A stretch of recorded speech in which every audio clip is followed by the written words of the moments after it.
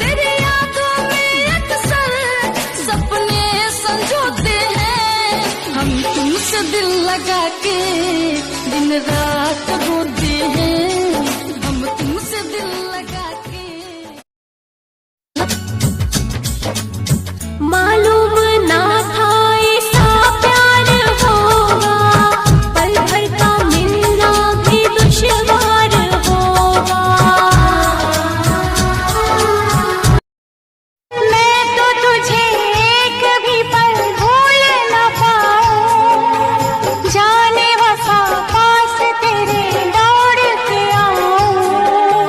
तू जो कहे रस्म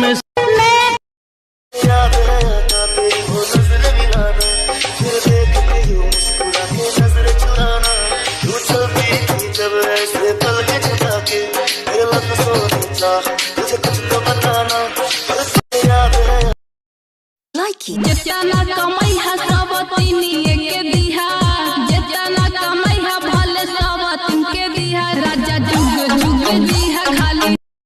पहले पहले जब आईनी गवनवा,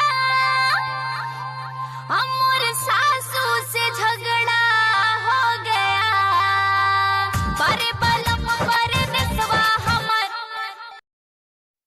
लागता की पागल कदी कदी लागता की पागल कदी